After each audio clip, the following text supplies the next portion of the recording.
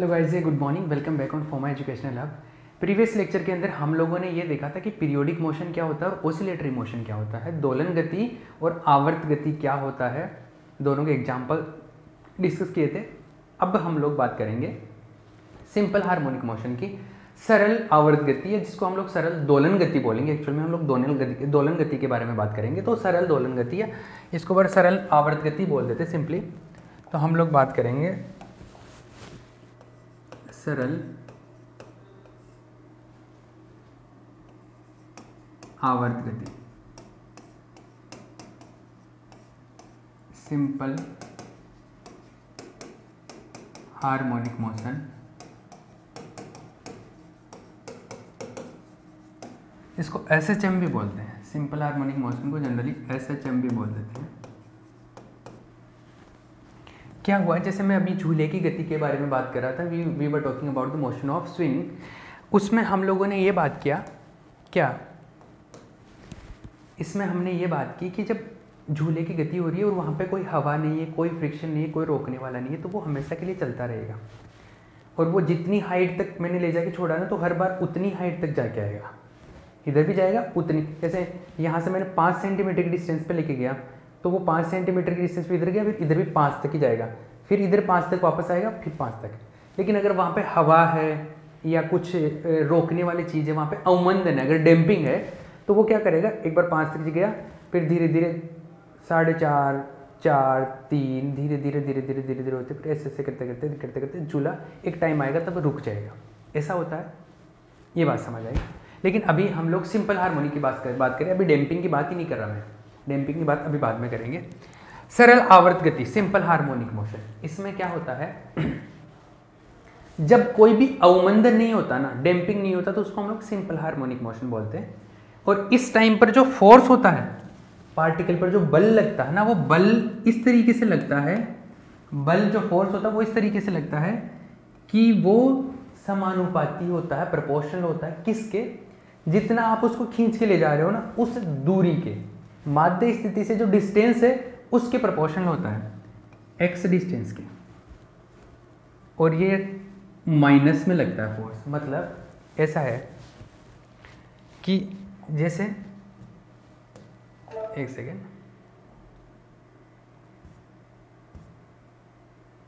इसकी बात कर लूँ, या मैं जैसे मान लो किसी और एग्जांपल की बात कर लेता हूँ, इसकी बात कर लेते हैं अपन। इसमें देखो माध्य स्थिति है, ये इसकी माध्य स्थिति है, ये इसकी मेन पोजीशन है। इस मेन पोजीशन से मैंने इसको विस्थापित किया है, ये इतना, इसको कितना विस्थापित किया, इतना विस्थापित किया है, ये इतना डिस्प्लेस कर दिया मेन पोजीशन से, ठीक है। ये थोड़ा सा और, ये इतना विस्थापित कर दिया, इसको इतना डिस्प्लेस भी किया। ये मान लो x डिस्टेंस है, तो इसके ऊपर, इस पार्टिकल के ऊपर, इस जो बॉक्स है, इसके ऊपर जो फोर्स लग रहा है वो कौन सा, किधर लग रहा है, क्योंकि स्प्रिंग इसको वापस खींच रही है। जैसे हमने इसको इधर खींच दिया ना, स्प्रिंग इसको वापस खींचेगी, स्प्रिंग इसको वापस खींच रही है, मतलब इस डायरेक्शन में फोर्स लगा रही है स्प्रिंग। और ये जो फोर्स है वो F है, और वो F जितना ज्यादा आप इसको खींचोगे ना, उतना ही ज्यादा लगेगा।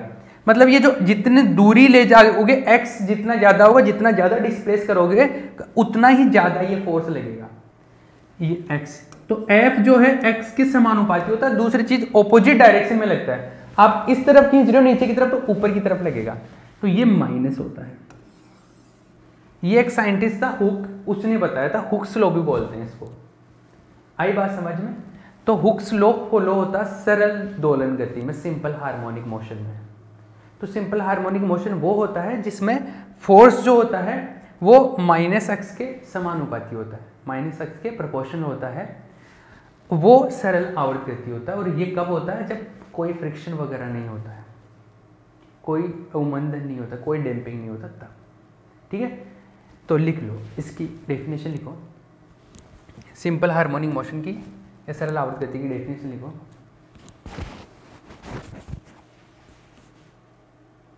हाँ, एक दूसरी चीज़, एक सेकेंड, एक और चीज़, ये जो फोर्स है ना, जो उसको वापस अपनी पोजीशन में लेके आने की कोशिश करता है। क्या होता है कि जैसे इसमें देख लो भाई, हम लोग इसको नीचे लेके जा रहे हैं, या इसको ऊपर लेके जा रहे हैं, तो क्या करेगा ये जो पार्टिकल है वापस उसको अपनी ओरिजिनल पोजीशन में लेके आने की कोशिश करेगा। आप इसको अगर नीचे की तरफ खींच लोगे तो ये वापस स्प्रिंग इसको ऊपर लेके आने की कोशिश करेगा, या आप ऊपर की तरफ किसका दोगे तो नीचे लाने की कोशिश करेगा। या इस दूसरे एग्जाम्पल में बात करूं, इसमें देख लो आप, इसमें आप अगर इसको इधर ले जाके ले जाओगे तो इसकी प्रॉपर्टी ये है कि ये वापस इस तरफ आने की कोशिश करेगा, या आप अगर इसको इस तरफ ले जाके छोड़ोगे तो वापस इस तरफ मतलब मीन पोजीशन पे आने की कोशिश करता है, अपनी जो माध्य स्थिति है या ओरिजिनल पोजीशन है वहां पे आने की कोशिश करता है। और ये वापस लाने की कौन कोशिश करता है? फोर्स। और इस फोर्स को बोलते हैं प्रत्यानयन बल, रिस्टोरिंग फोर्स। अपनी वापस से ओरिजिनल स्टेट में लाने की जो कोशिश करता है या जो ट्राई करता है, जो एफर्ट लगाता है, उस फोर्स को हम बोलते हैं रिस्टोरिंग फोर्स, प्रत्यानयन बल। अभी जो मैं फोर्स की बात कर रहा था वो प्रत्यानयन बल ही है। That force is a restoring force. तो यहाँ पे जो फोर्स काम कर रहा है आपका रिस्टोरिंग फोर्स है, ये प्रत्यानयन बल है। और सरल आवर्त गति में सिंपल हार्मोनिक मोशन में जो प्रत्यानयन बल है, रिस्टोरिंग फोर्स है, वो -x के प्रोपोर्शनल होता है, मतलब माध्य स्थिति से जो विस्थापन है उसके, और नेगेटिव। ठीक है, तो लिखो इसका मीनिंग लिखो, इसका डेफिनेशन लिखो।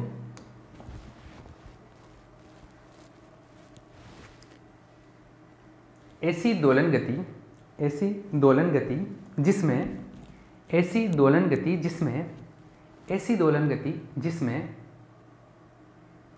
प्रत्यानयन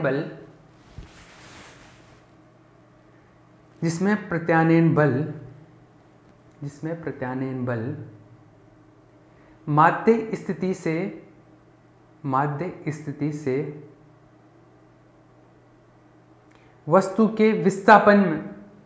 माध्य स्थिति से वस्तु के विस्थापन के ऋणात्मक मान के समानुपाती होता है।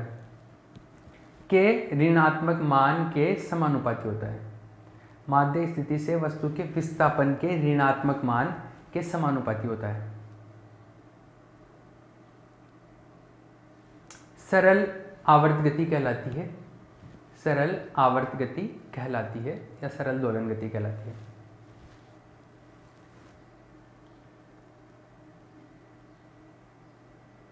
An oscillatory motion in which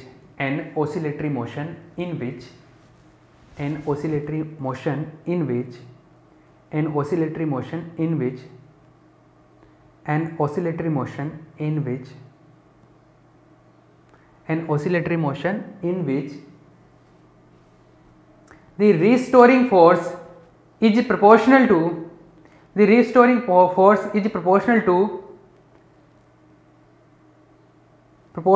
negative displacement of the particle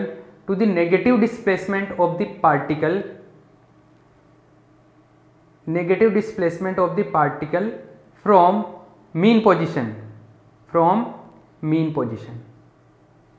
ठीक है, मतलब f जो है -x के प्रोपोर्शनल है, इसके समानुपाती है, तो हम लोग बोलेंगे कि वहां पर गति जो है, जो मोशन है वो कैसा? सिंपल हार्मोनिक मोशन है, सरल आवर्त गति है, सरल दोलन गति है। ठीक है, हम लोग इसमें बोल तो आवर्त गति रहे हैं, हार्मोनिक मोशन बोल रहे हैं, लेकिन हमारा जो डिस्कशन है वो पीरियोडिक मोशन का नहीं होके, पीरियोडिक मोशन में पर्टिकुलर हम लोग उसका बात कर रहे हैं, ऑसिलेशन का बात कर रहे हैं, दोलन का बात कर रहे हैं।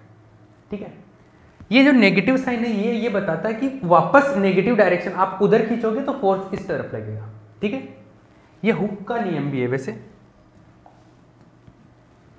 ये हुक का नियम भी है, तो आप इसको ऐसे भी लिख सकते हो, इसे हुक का नियम भी कहते हैं।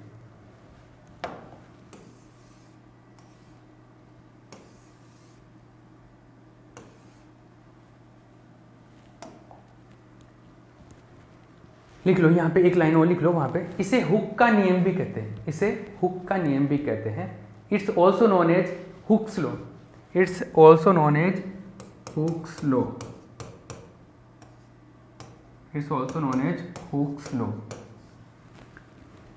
ठीक है, तो देखिए भाई एफ क्या हुआ? -x के प्रोपोर्शनल हुआ, या प्रोपोर्शनलिटी साइन हटाने के लिए इसको लिख देते हैं -kx। ये प्रोपोर्शनलिटी साइन है, समानुपाती का चिन्ह है के, ठीक है, के समानुपाती चिन्ह है, प्रोपोर्शनलिटी कांस्टेंट है। इसको स्प्रिंग कांस्टेंट भी बोलते हैं ना हम लोग, स्प्रिंग नियतांक, ये वही है, ठीक है।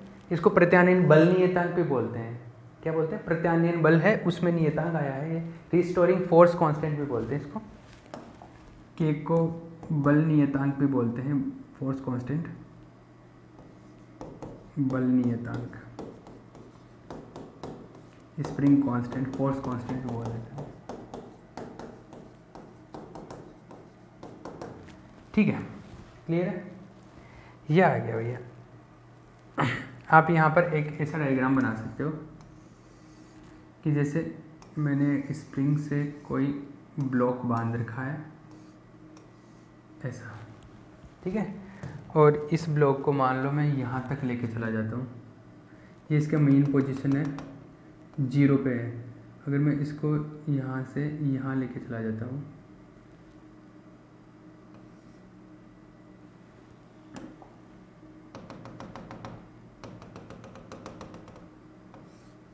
यहाँ आ गया, तो जो स्प्रिंग है ये x डिस्प्लेस होगी, डिस्प्लेसमेंट कितना हो गया, x हो गया, ठीक है, इस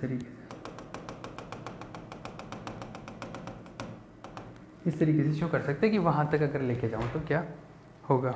वैसे ये दिखने में अच्छा नहीं दिखेगा, तो आप इसको एक बार हटाओ,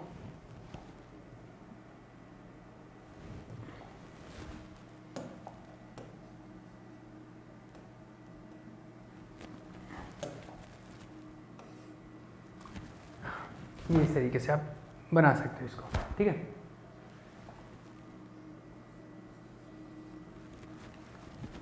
दो लग रहे हैं क्या अभी, इतना ही ठीक है, चलो ये ऐसा ठीक है, एक्स डिस्प्लेसमेंट हो गया, फोर्स समझ के होंगे आप, ये है, ठीक है। अब देखिए ये जो है ना F इक्वल टू माइनस के एक्स, इसका एक डेरिवेशन भी होता है, वो डेरिवेशन में बाद में बताऊंगा, लेकिन ये अपने को मिल गया F इक्वल टू माइनस के एक्स। अब देखो गति का समीकरण, कि ये मोशन कर रहा है तो इसकी जो इक्वेशन ऑफ मोशन होगा, गति का समीकरण होगा, वो क्या आएगा, वो बात करते हैं। गति का समीकरण, गति का समीकरण, equation of motion, equation of motion क्या आने वाला है, एक बार टाइम देख लेता हूँ मैं।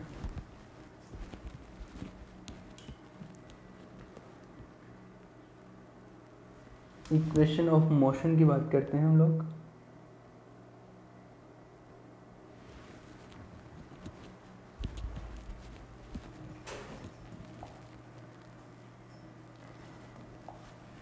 सिंस f जो आया है वो क्या आया है, माइनस के एक्स के बराबर है, ठीक है। f क्या होता है, m इंटू ए होता है, माइनस के एक्स, m a क्या होता है, एक्सेलरेशन होता है, त्वरण होता है, D square x upon D T square, minus के एक्स के बराबर आया, ये आया m D square x by D T square, इसको इधर ले आया प्लस के एक्स इक्वल टू 0, राइट। आगे चलिए, पॉज करके कॉपी कर लेना, मैं स्क्रॉल करता हूँ, आगे चलिए।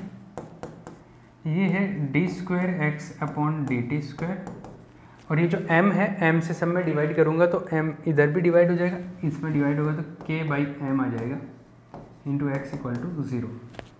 ये k बाई एम जो है, इसको हम लोग एक कांस्टेंट ले लेते हैं, लेट माना k बाई एम जो है वो ओमेगा नॉट स्क्वायर है, ओमेगा नॉट स्क्वायर के बराबर मानते हैं हम लोग इसको, तो यह आ गया D square x by D T square plus omega not square x plus equal to 0। ये जो है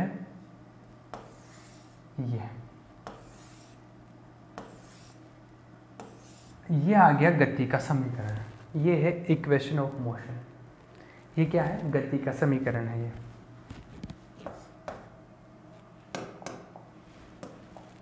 ये है गति का समीकरण, equation of motion.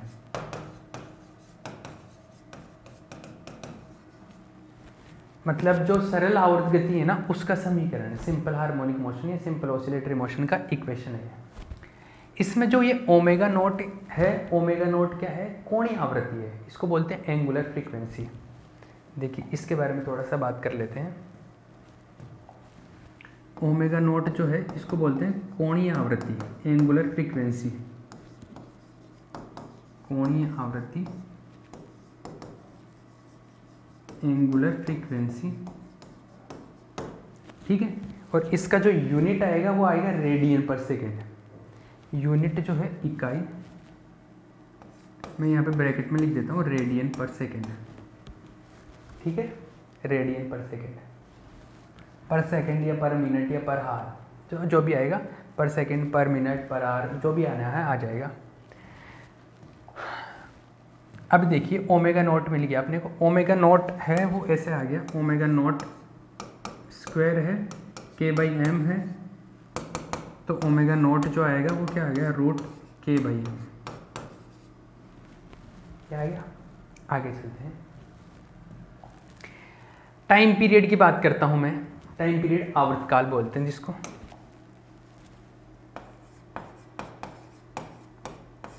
आवर्तकाल, time period.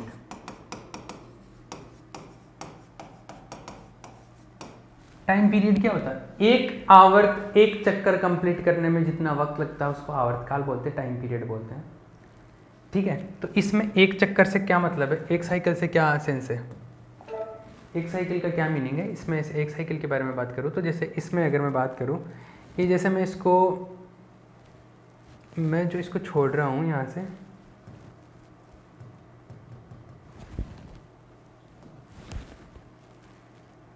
देखिए मैं यहाँ से इसको छोड़ता हूँ ना, सपोज मैं यहाँ से छोड़ रहा हूँ तो यहाँ से चालू हो गई और वापस यहीं पर आ जाएगा ना, तब एक चक्कर कंप्लीट हो जाएगा। जैसे ये यहाँ से चालू हुआ, यहाँ तक गया, यहाँ वापस आ गया, तो जहाँ से स्टार्ट किया वहाँ पर वापस आ गया, एक साइकिल कंप्लीट हो जाएगा। एक साइकिल कंप्लीट करने में, एक आवर्त कंप्लीट करने में जितना टाइम लगेगा उसको हम लोग क्या बोलेंगे, टाइम पीरियड, आवर्तकाल बोलेंगे, ठीक है। इस आवर्तकाल को हम लोग 4 पार्ट में भी डिवाइड कर सकते हैं। दूसरा, एक सेकंड, आप यहां से भी चालू कर सकते हो, आप यहां से बात कर सकते हो कि एक बार मैं जैसे इधर गया, फिर इधर आया, फिर इधर गया और फिर इधर आया, एक चक्कर यहां पे कंप्लीट होगा, दोनों तरफ जाके आएगा तब कंप्लीट होगा ना। यहां से चालू कर रहे हो तो यहां पे गया, फिर यहां पे आया, एक साइकिल ऐसे भी कंप्लीट कर सकते हो।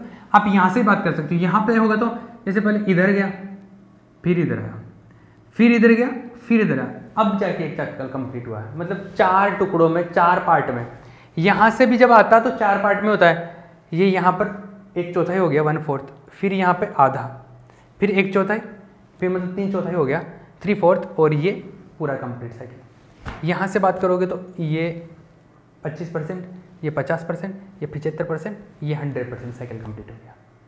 तो ये 4 पार्ट में कंप्लीट होता है एक तरीके से देखा जाए तो, ठीक है।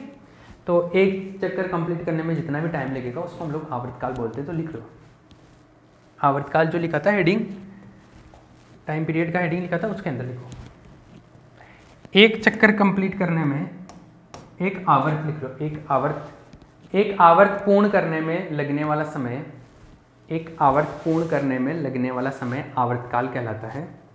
एक आवर्त पूर्ण करने में लगने वाला समय आवर्तकाल कहलाता है। The time period taken to complete one period, the time period taken to complete one period of motion या one cycle of motion is known as time period.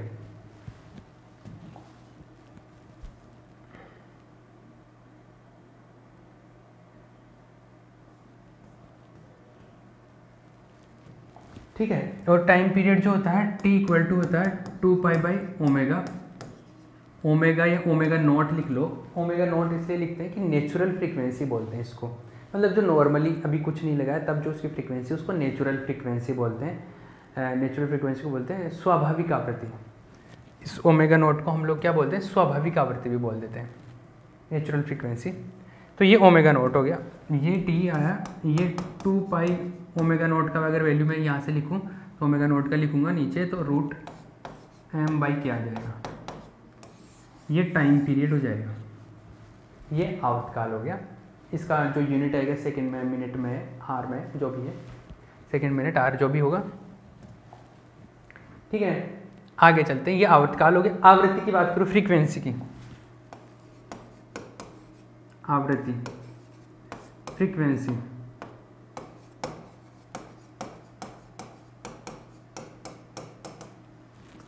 Frequency, आवृत्ति। आवृत्ति का मतलब होता है 1 सेकंड में कितने चक्कर करता है, पर सेकंड कितने साइकिल कंप्लीट करेगा, उसको बोलते हैं फ्रीक्वेंसी।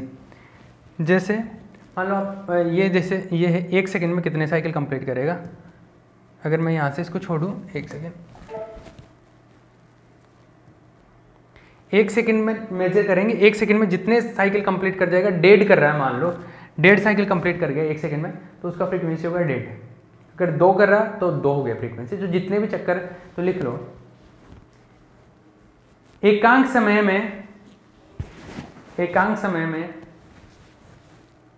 आवृत्तों की संख्या को, एकांक समय में आवृत्तों की संख्या को, आवृत्त मतलब चक्कर, एकांक समय में आवृत्तों की संख्या को आवृत्ति कहते हैं।